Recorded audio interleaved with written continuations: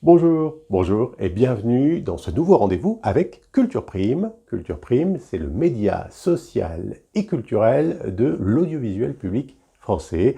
Avec nos partenaires, nous vous proposons chaque semaine une sélection de vidéos. Et cette semaine, nous allons vous emmener sur les traces de l'Orient Express, mais d'abord, rencontre avec une tueuse de trolls.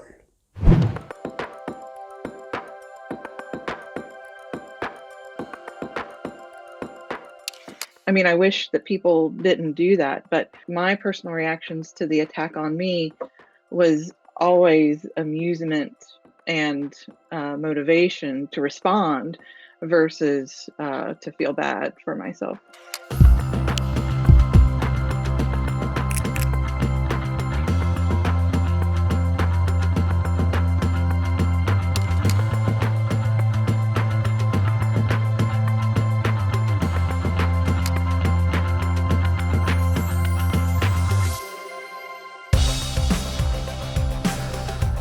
I traveled all over the world and took pictures of strangers as they passed by me to see if they had like a critical or questioning look in their face or in their body language.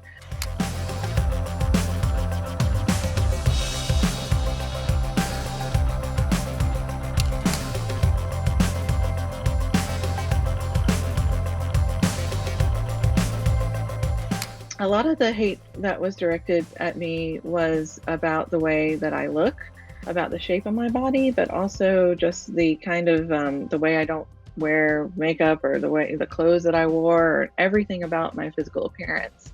When I got the comments, I was not surprised at all about the violence or that people were using the internet to spread hate. I was more surprised that they were directing all this attention to me because I'm a photographer, a professor. I'm not like a celebrity.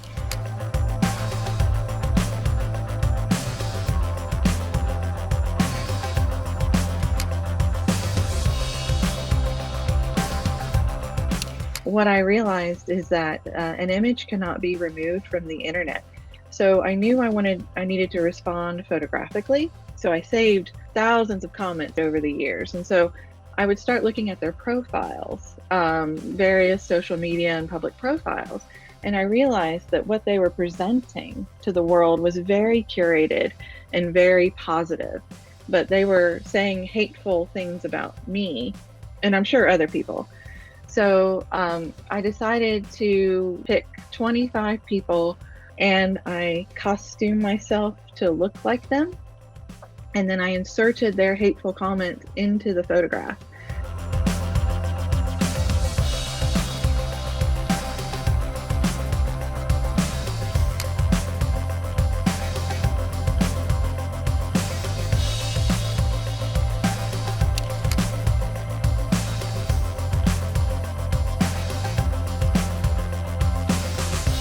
That way, they can't edit my response, they can't delete it.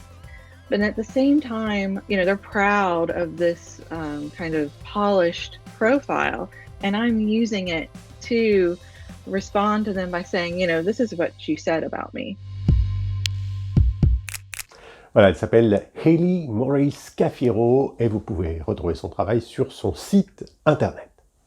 Je vous emmène à présent à bord d'un train mythique. Vous le connaissez forcément, c'est le fameux Orient Express de la compagnie des wagons-lits, un train qui a inspiré les artistes du monde entier, mais qui a aussi été le reflet des grands mouvements artistiques de son époque. C'est ce que nous a expliqué l'historien Arthur Mététal. La compagnie des wagons-lits, dans l'aménagement par exemple de ces voitures, a clairement participé à la diffusion de mouvements artistiques, donc l'orientalisme autour de 1880. Ensuite, on a évidemment l'Art Nouveau au tournant du siècle, et dans les années 20, années 30, c'est vraiment l'apothéose de l'Art déco avec 1925, l'exposition des arts décoratifs à Paris. Les voitures du simple Orient Express, mais également du Taurus Express, sa prolongation au Moyen-Orient, sont Art déco et vont contribuer à prolonger, à diffuser ce mouvement artistique au-delà de l'Europe et dans le monde entier.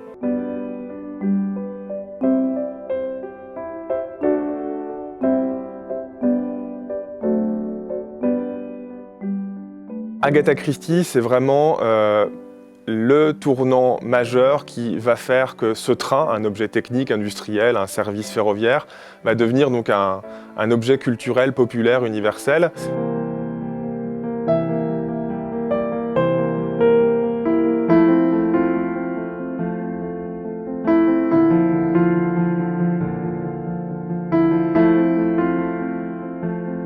L'Orient Express aujourd'hui fascine encore et toujours.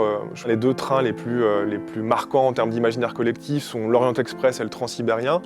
Et l'Orient Express, c'est vraiment parce qu'il est encore aujourd'hui source d'inspiration pour la littérature, pour le cinéma, pour les arts en général. La preuve en est que l'adaptation du Crime de l'Orient Express en 1974 de Sidney Lumet a été une nouvelle fois reprise en 2017 par Kenneth Branagh. Donc on a toujours cette source d'inspiration qu'est l'Orient Express pour la création artistique en général. Voilà, et l'intégralité de cette interview est à retrouver sur Culture Prime, sur tous les réseaux sociaux. N'hésitez pas à aller voir et à partager, puisque le slogan de Culture Prime, c'est « La culture, ça se partage ». Je vous dis à très vite.